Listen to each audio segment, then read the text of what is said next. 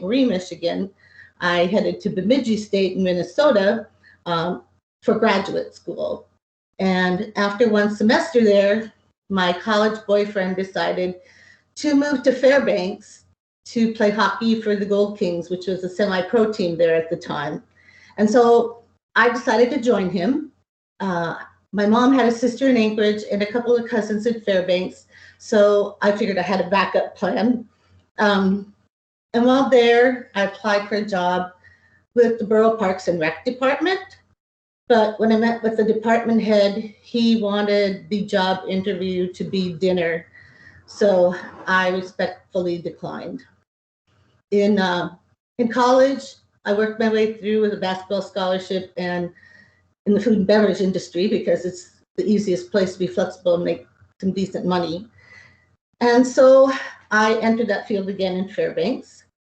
I was in that industry for about 6 years, and towards the end of it, I decided to get an associate's in petroleum technology because it was pretty interesting. But it was the mid-'80s, just in time for the Great Alaska Recession, when nobody was really hiring too much. So that plan didn't work too well. And so we had an opportunity to move to Anchorage. My husband and I both had job opportunities. So we packed up in 1986 and moved south to Anchorage. Excuse me. I had a job working for a construction company in bookkeeping, and he's a carpenter, so he remodeled foreclosures from the people in the great exodus from Alaska and everybody foreclosing on their homes. So after a while, I had a CPA that said, please join me in my practice and take care of my payroll clients while I concentrate on tax. And that is where I actually fell in love with the Internal Revenue Code, if there is such a thing. I considered that person to be a genius, and so I think I learned from the best. But after about 5 years, there were some business practices that person used that I wasn't really that fond of. So we talked a lot about me taking the leap, going out on my own, and we decided to go for it, which was a pretty big risk because I didn't have a client base and I didn't have a lot of money to spend on starting a business. So I found a little house on Tudor Road in front of a bus stop, and I advertised in the military publications because I could afford that, and I gave them a discount. So they came, and some former clients from the prior business found me. And after the first year, all by myself, I had 68 clients, which isn't terrific, but it was a cash flow. So I kept it up, and I think when I have 68 clients, I said, I also gave them referral gift cards. So that kind of helped. Everybody wanted $10 worth of gas at that time, so it was pretty good. To now, where we have 500 clients and we thank them with the phone call, and that's it. So the referrals just keep coming. And in fact, before Janelle joined me, I was at a point where I would not take on new clients without a referral, unless it was at the proper time of year when I could actually do that. So I had to have time to give to my current clients and not take from them. So that's how I got here. Janelle's going to share how she got here. My story's quite different, but obviously ends up the same. I played basketball in college, and I actually don't think I would have gone to college without basketball, but there were some scholarships, so basketball paid for college. And so I got that degree to teach high school English. I did my student teaching in the 91-92 school year at Service High School here in Anchorage. And then I substituted for a semester. And then I decided that wasn't what I wanted to be when I grew up. And so all through college, like Jamie, I had been bartending. The food and beverage industry is really good for students because it's something you could do outside of your daytime classes. And so I continued in that industry because unfortunately, some bartenders can make more money than a lot of teachers. So those are the people molding our children's minds. But so I did that. And then in 1994, at the end of the year, I moved from Anchorage to Fairbanks. Did the opposite of Jamie and her husband. And in 1995, I got a job at a place called the Turtle Club. Some of you may or may not know that restaurant. It's north of Fairbanks, and it's famous for their prime rib and seafood. And I loved it. I loved reaching out. I loved seeing the people, and in that setting, you see a lot of people every day, but then you have in the restaurant side return customers that come once a month or on Fridays or whatever. And so it was a really good social thing for me while making money.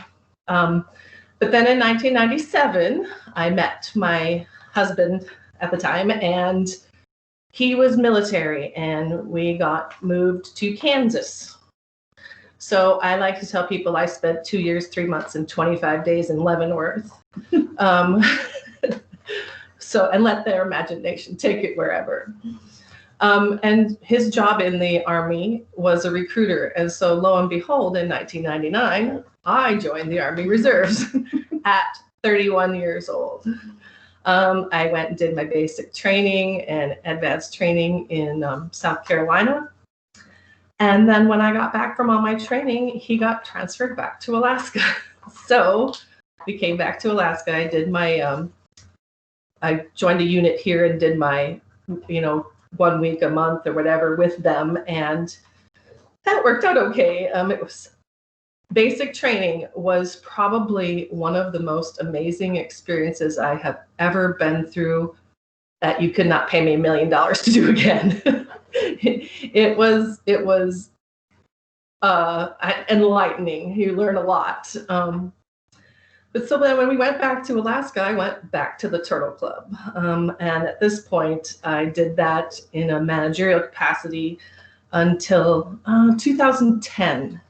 This gentleman in Fairbanks opened a new restaurant and kind of lured me away and said, come work for me. This restaurant was on a golf course. He said, I'm going to stay open year round. It's going to be amazing. You can run the place. And I had been at the Turtle Club, I say 15 years, but really only the last 10 because I was gone for a bit. And I was in a rut. And so this gentleman will forever be the person that got me out of the rut. But then he didn't stay open year round. So I worked for him for a summer, and then I was out of a job. Come work for me. Come work for me, please. I spent a couple months having a pity party and watching the Lifetime movie channel. And my mom always says, this too shall pass, or good things come for those who wait. And Jamie and I say, good things come to those who pursue their dreams, right? So I went to a temp agency. I said, I gotta get a job. And I found a company called Lend-Lease. They are a global construction company, and they build housing and temporary housing and hotels on military installations. And it was a great job. I was there as a temp, but once I got through my trial period, they offered me their office manager job. And then a few years later, they promoted me into the procurement department. All the while, Jamie is saying, please come work with me. But it was a move from Fairbanks to Anchorage. So finally, I talked with my husband, and he was working at Red Dog Mine as a millwright. And so he had to fly from Fairbanks to Anchorage to fly to work anyway. So he gave in. We sold our house, and we moved to Anchorage in January of 2014. And since then, I have earned my enrolled agent credential. Jamie's had hers for a number of years. And this is a pretty spectacular place to be. So many things along the way that molded us. We have both been on church councils. We've both been in church choirs. Jamie was a church organist. there's so many more affiliations. Yeah, there is. I wanted to make a couple side notes on Janelle's discussion, especially her reserve training, our basic training. I thought I was being the good sister, and I gave postcards to everybody with their name on it and all that stuff so people would send her stuff. I sent her a letter almost every day, and I'd put little things like pieces of gum or naughty erasers and stuff like that, little knowing that every time she opened one, she had to give them 10. So I did a lot of push-ups. it was a good thing and it was a bad thing, but she got through it and she's a better person for it, for sure. And I was going to mention one other thing, but I don't know where I'm there. Yeah, church, and that brings up networking, which isn't a really part of our vocabulary that's intentional. Collectively, we are all active outside of the office because we're social people. So professionally, we both sit on the board of our state organization, Asia, Alaska Society of Independent Accountants, and also are on the board of our Anchorage chapter. And so we have monthly lunches with those members where we bounce ideas off each other and ask questions. It's a pretty good tool.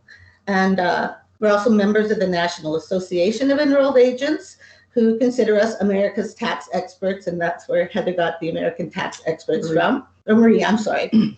And we're active on their web board, which we find is one of our best research tools. We participate in local continuing ed seminars, which every year is kind of like going to a little tax family reunion. And then outside of business, we're a family of golfers, as she said. So in Anchorage, the golf community is small. And so you feel like you know more about that community. Janelle and I are members of the Anchorage Women's Golf Association, and that's where I sit as a rules chairman. But I'm also a rules official with the USGA. So not LPGA, as Marie hit, but the United States Golf Association, which is all amateur and volunteer. So I sit on the U.S. Senior Women's Amateur Committee, and that gets me to travel once a year to wherever they happen to be holding that championship, whether it's Boston or Alabama or California. And I spend 10 days with my fellow committee members there. And that's like another family reunion and one of the best things I do for myself all year. As a bonus, we have an LPGA teaching professional. Her name is Peggy Gustafson. She lives in Arizona in the winter, and in the summer she lives with us. And so that is an added bonus. So we have our LPGA in, and we go to her for lessons. Yeah, and we both, and not usually separately, sometimes together, but that didn't work with COVID this year. We travel to Kona at least once a year, and we have a little family there. So that's kind of cool too. And referrals come from all these places. I mean, we could just be going out to dinner. And it seems like when anybody hears or realizes that we're tax professionals, they always have just a quick question of which we say, there is no such thing. So we're always about our business, even when we're not about our business. And I don't know if we mentioned the home office, did we? Oh, no, you didn't. So when Janelle and Mike moved down, they lived with my husband and I in our 1,100 square foot home with their 2 children.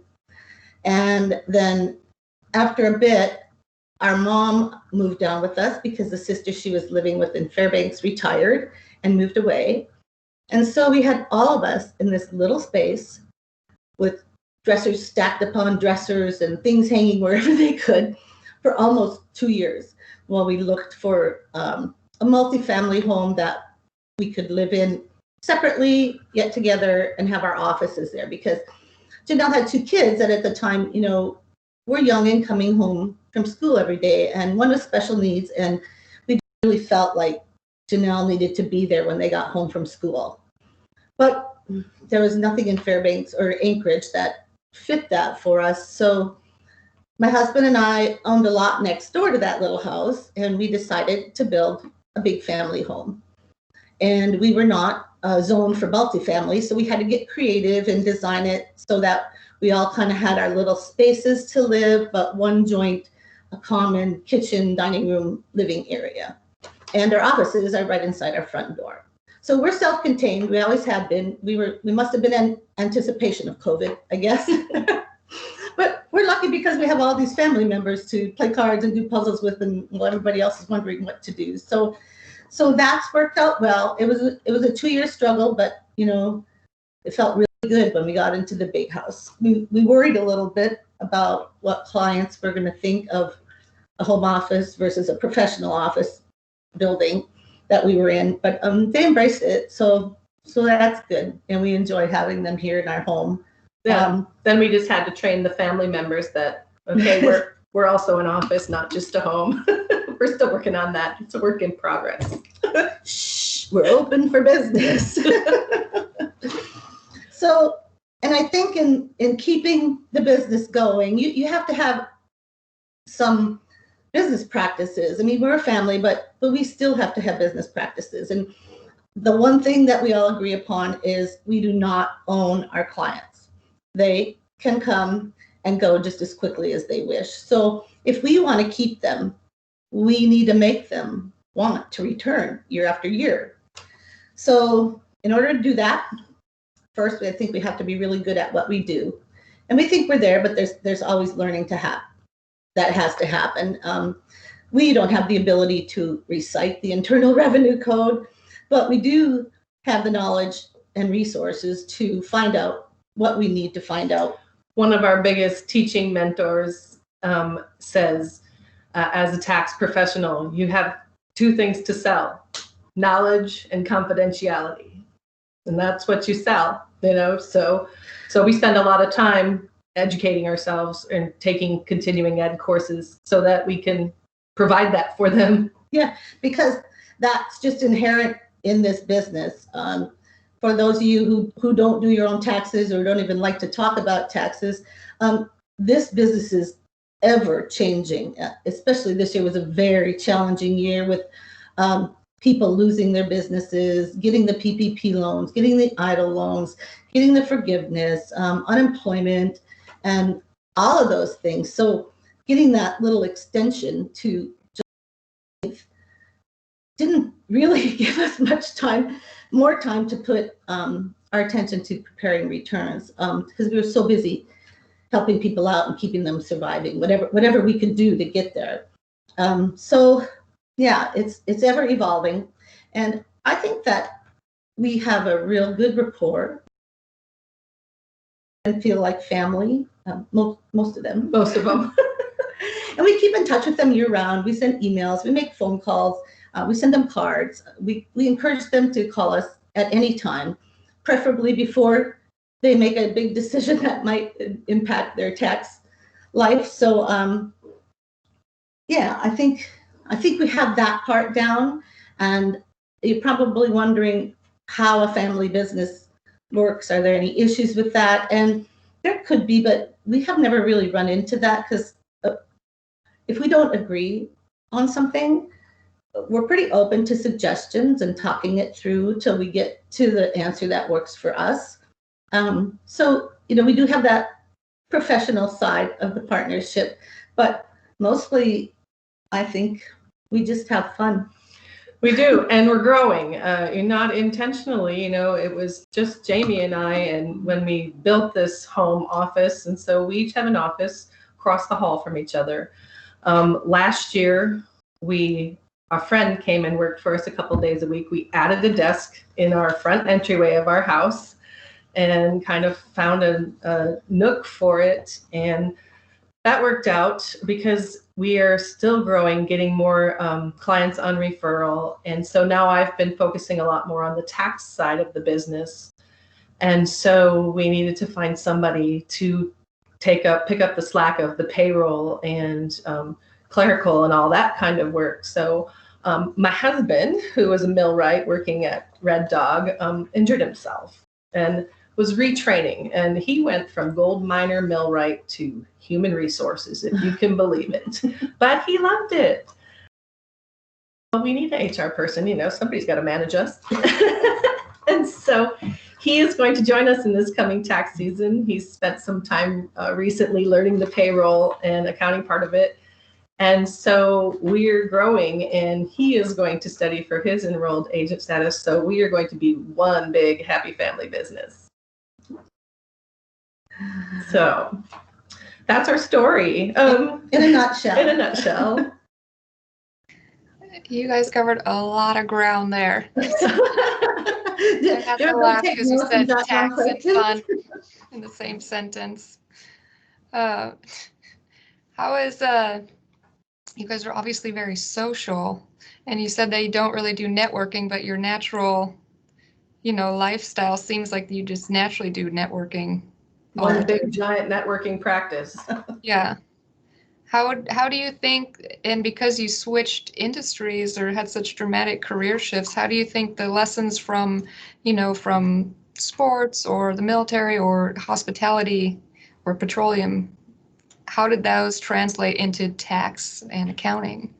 Well, I think the people that we work for definitely get credit for forming us in the way a business runs, how to be professional, how to work as a team, how to discipline yourself. I think a lot of the tax world and accounting world is definitely attention to detail. It's check and recheck, and so several things lead to that. Plus, yeah. I went to college to be a high school English teacher. I got my speaking skills, I think, from a lot of those classes. The military definitely taught discipline. They try to teach you time management, but when I was 31 with 60 18-year-olds, it was interesting because I already figured out how to do my laundry in an hour and a half. We're still working on the time management, but that's where the home office kicks in, because you can work at 2 in the morning, or you can start working at 11 in the morning, depending on your schedule. And prior to COVID, we were disciplined. We got up in the morning, we got dressed, we came down to our offices in a professional outfit, which then now makes sure you're in working mode.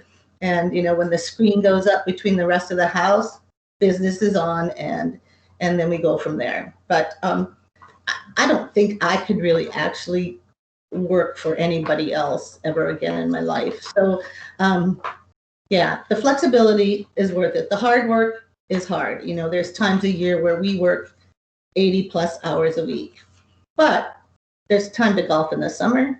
There's time to go to Hawaii. And so our time management is just a little bit different. It's managing our year, basically.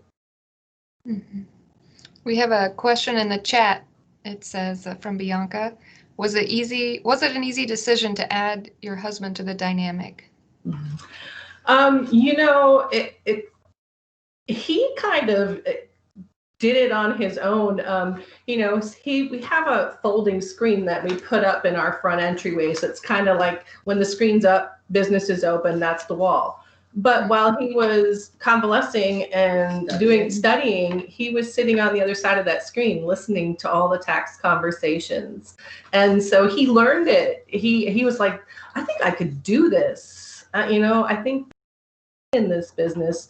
So it was just kind of a natural segue, or he just kind of fit in because we didn't have to. I mean, we had to do training, but having him come in as an employee, which his HR file on me is about this thick, is it's going to be interesting, but we get along pretty well. So I think it wasn't a difficult decision. It was a surprising decision. It surprised me pretty much when she said, Mike wants to work with us. And that was like a couple months ago. And I'm like, really? And, he says, I've been listening to this, I got this. I said, well, there's a little more to it than that, but yeah, you might get a general idea. And please keep in mind that we do not violate Circular 230. There are no names mentioned. Nothing like that is mentioned that anybody in the house can hear. And our offices are locks at all times that we're not in them. So yeah, we've made it work, and I'm kind of excited to have him on board. He's not going to be in the front with us. He has a place down the hallway, so we can ignore him if we wish. Too funny. Another question in the chat from Gary. What does a prospective client look for in deciding to hire you? That's funny, you know. Sometimes they don't know. Sometimes they don't know. They just call and say, I need help. My professional retired, or I've got more going on and I'm overwhelmed. And so I usually just talk to them on the phone first, get a feel if they'd be a good fit for us, and they can get a feel if we'd be a good fit for them, and talk about their issues, take notes to what they have going on. And I typically like to have a face-to-face first with them to talk about that. And, that initial meeting we bill for, but then we credit half of it back on their first tax return that we prepare. So we kind of interview each other, and sometimes it works. Most times it works. Sometimes it just doesn't. You're just not a good fit for each other. So yeah, that's rare, but we have found, well, a lot of ours have come by referral. So obviously they have asked whoever has referred them, hey, who does your taxes? I have this problem, or I need this, or I have this, I'm going to open my own business. I need some advice. We do get a lot of calls from people who say, I haven't filed taxes since 2015 and I just got a nasty gram from the IRS. Can you help me? And so typically those ones we take on and we get them compliant, and then we ask them to stay that way. If they don't, then they aren't our clients anymore. So I think it's a two-way street. They find us and we find them. And those non-filers, that's where the enrolled agent representation factor comes in, because we fill out a power of attorney, we fax it in, we can call and talk to an assister at the IRS without the client having to be there. The client doesn't have to answer questions that they don't understand. And, we resolve it for them. And like she says, we talk to them strongly about staying compliant. This is a one-time deal. Now, you file every year and you pay every year. So it's worked for a lot of people, but some people have gone away, Yeah. Who are your clients? Are they individuals, businesses, all the above? We have both. All of the above. We have 25 corporations, maybe another 20 partnerships, and then the 500 individual clients. But we don't have too many, aside from children of clients, we don't have too many clients that have just a W-2 and a permanent fund. We have a lot of self-employed. We have a lot of people who have rentals. Yeah, they're a lot higher end. So, we don't. But we welcome the W-2 PFD. Yeah. Don't get me wrong. We don't. It's usually hours spent on a return, not minutes. And it seems there's always something that comes up that is not clear. There's a lot of gray areas in the Internal Revenue Code. There's a lot of. It comes down to facts and circumstances. So you just really have to know the whole picture.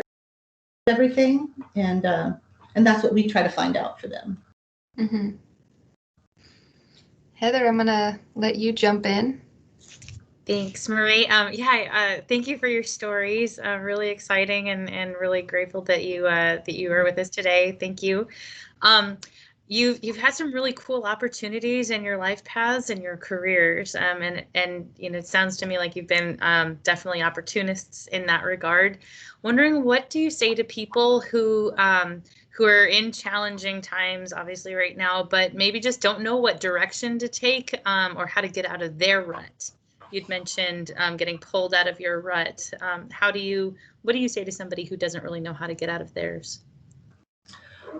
Well, it took me a long time to get out of that rut, and I, don't get me wrong, I loved my job, but in the managerial position and working in the food and beverage industry, if someone can't come to work, their work doesn't wait for them till tomorrow. Somebody's got to come do that work. So I spent a lot of time on my days off working and or calling around trying to get someone to work, and it was just becoming a drag. I mean, I still love the people, and I was so afraid when the gentleman called me and said, I want you to come work for me. I was scared out of my mind because I was comfortable in a rut, but comfortable. And so I just had to jump at the opportunity. You know, going into the unknown was hard, and it, you know, didn't really work out for me. But like I said, as you know, he closed and I ended up unemployed in the pity party, but he will forever be the one who got me out of that rut. So there's something to be learned or gained from every new jump or leap that you make. And if it's something that's not handed to you, you're in your rut, look for it. Also, you know, as tax professionals, we pretty much know our client's life story. I mean, it's got to come out on the paper, right?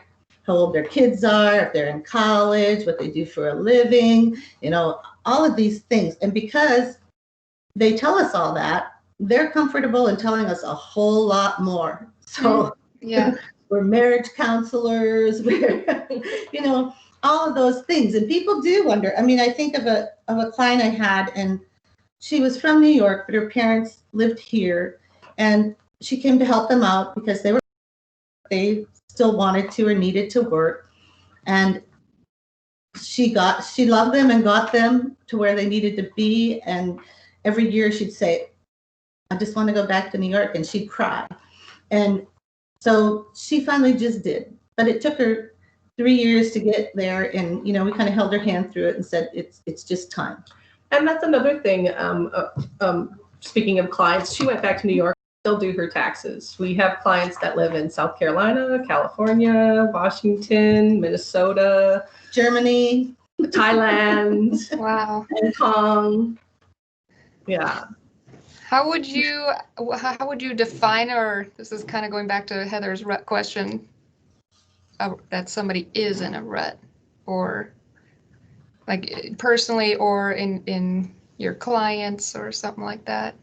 You know, I think somebody who's in a rut, because I can tell you, while I was at work, I was happy and loving my job and loving my customers. But outside of work, I complained about the job a lot, you know. I mean, everybody has their small little complaints about a job, but I literally got phone calls on the golf course saying, so-and-so's not coming into work. You know, what are you going to do about it? And so when you're so unhappy when you're not at work, then that rut is affecting your entire life.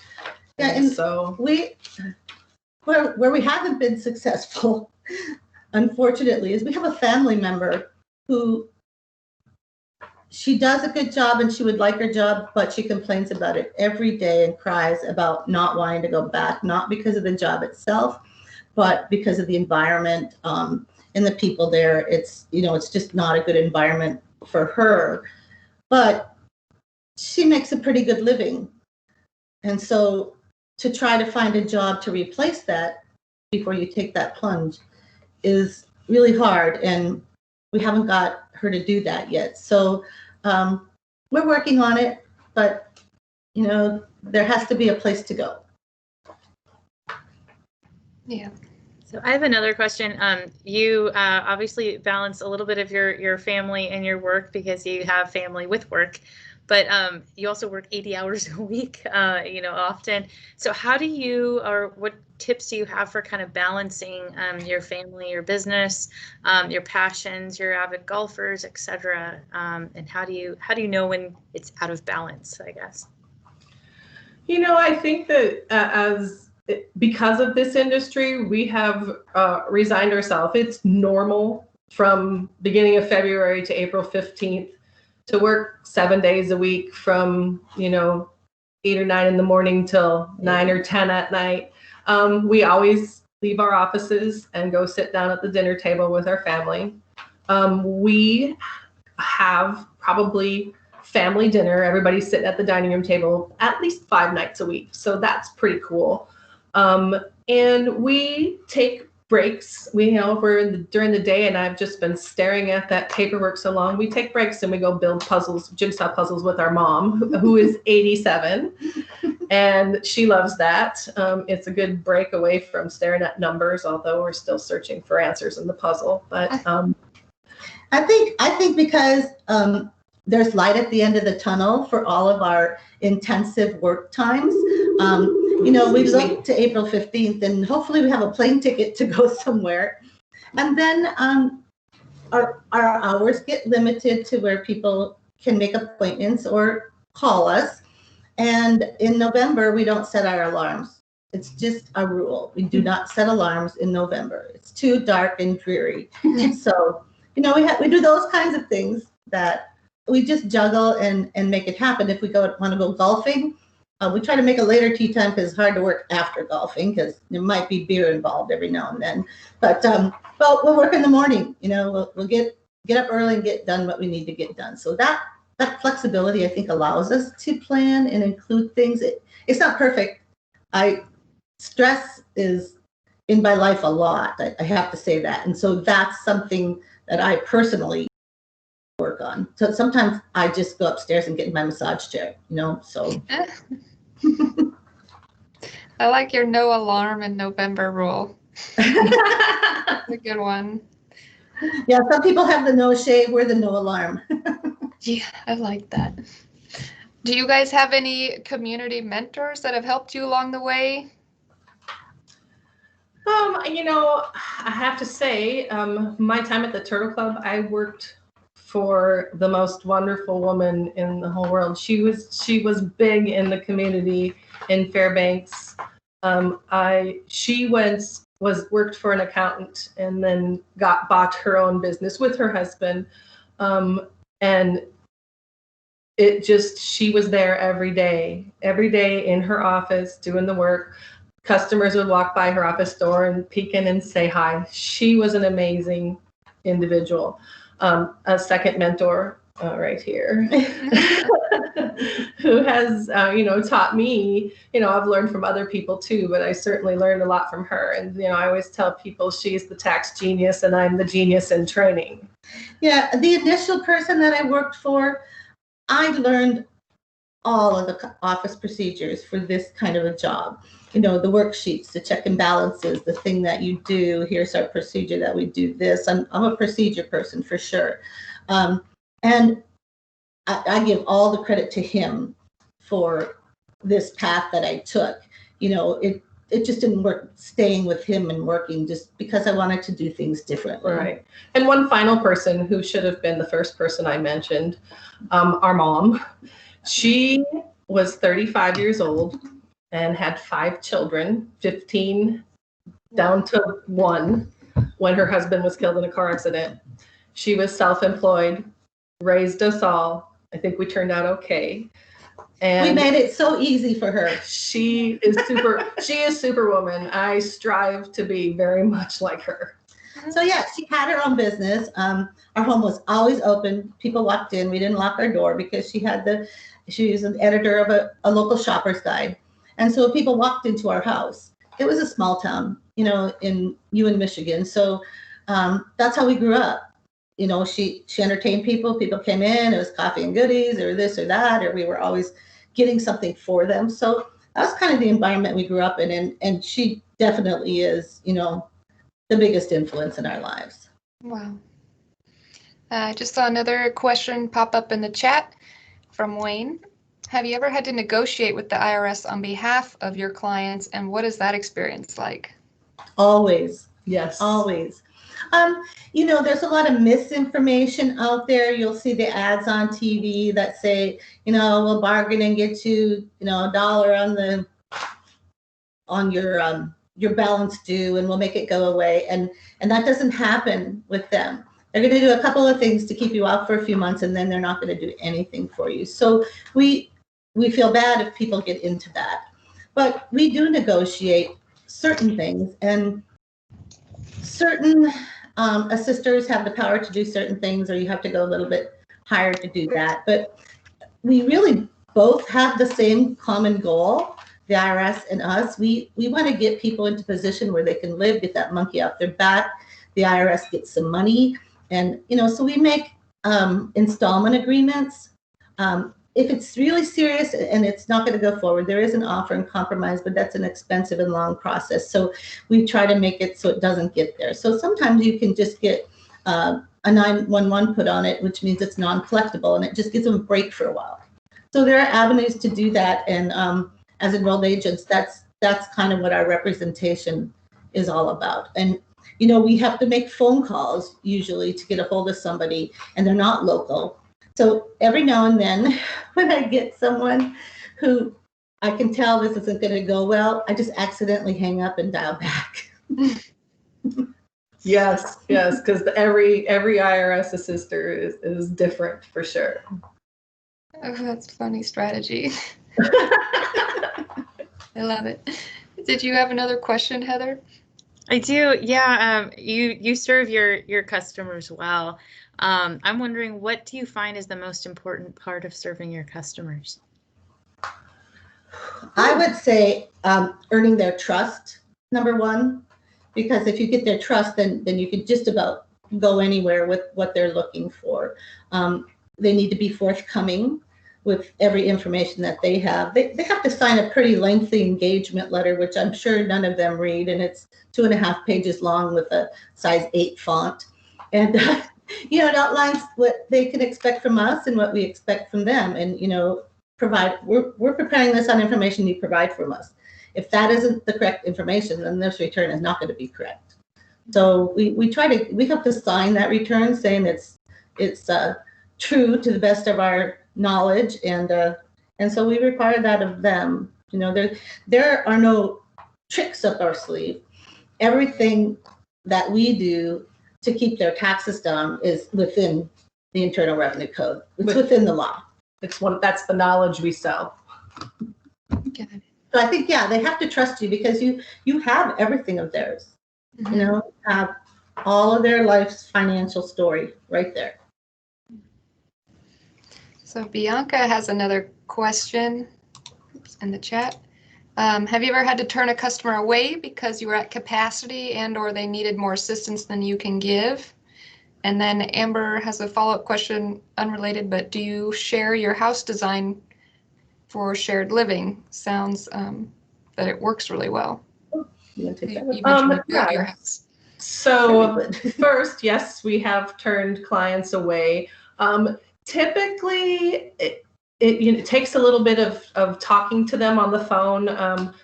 For instance, when I was very new here, like in 2015, maybe, a gentleman called and said, I was incarcerated for the last 12 years and I need to file a tax return. And I was like, I'm not sure this is going to be a good fit. I probably could have delved further, but sometimes you just know when people call and they call on April 14th.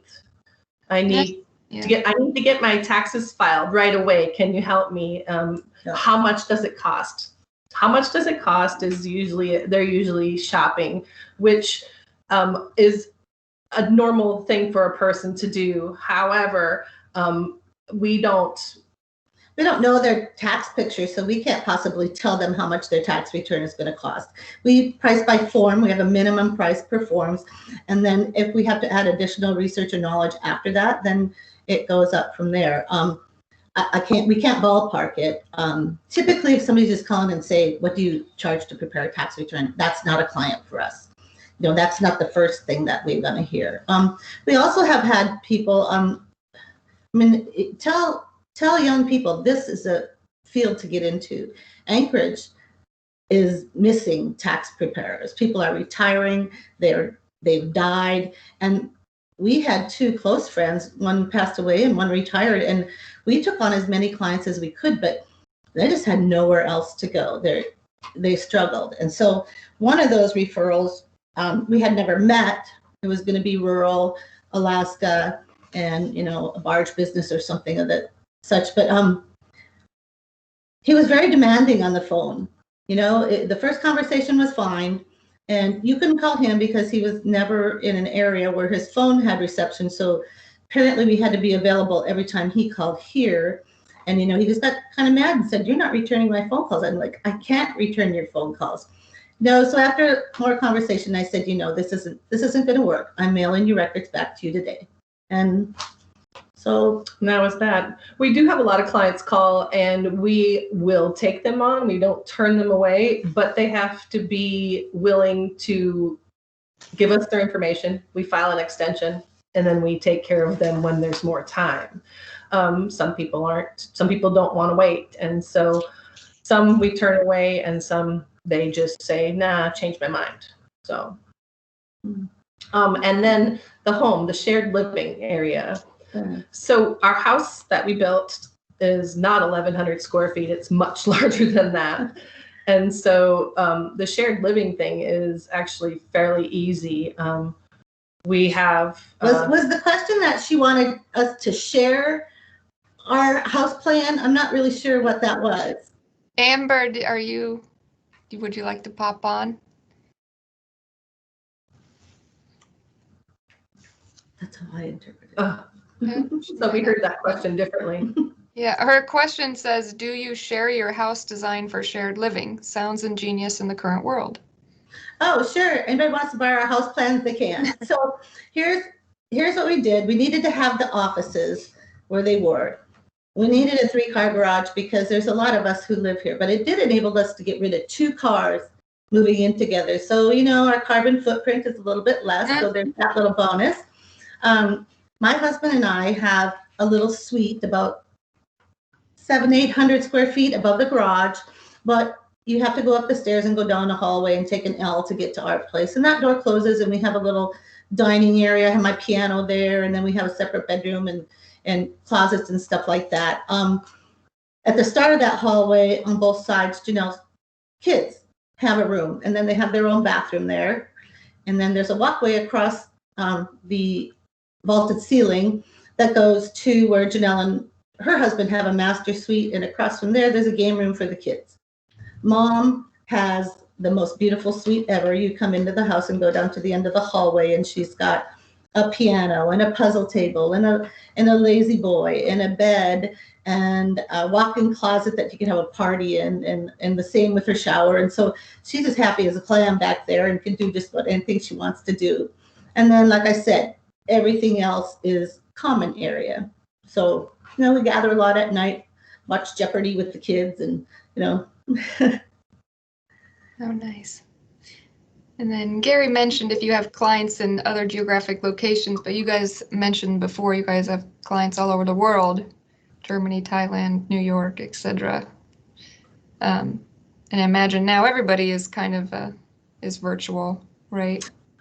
Well, we have always had the ability to do that. We have a client portal where clients can upload their documents securely, and then we can go to the portal and get them. We have the ability to do electronic signature through our tax software. And so since moving here in 2014, there's probably a good 100 of our 500 clients that I've never seen their face. I don't know what they look like. I talk to them every year on the phone. We have a pretty good rapport.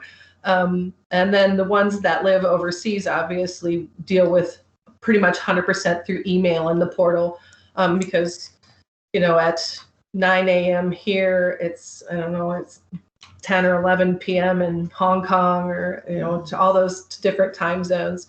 So we have to sometimes make accommodations, get up early to talk to them at, on their time, or, I'm always up late. So yeah, and I think we're going to continue that this year. We're not comfortable with opening the doors because we have mom here.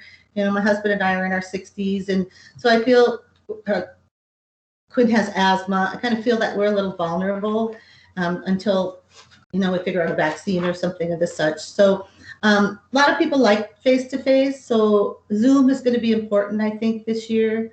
Although I'm kind of tired of Zoom, but it's what we have. So it's what we'll live with. Heather, do you have any other comments? I don't. I just wanted to say thank you, and yeah, I'm inspired by the sport, by the way that you serve your clients and customers, and yeah, the way that you balance your work and your life, mentorship, all of it. It's really well rounded, and definitely appreciate your time.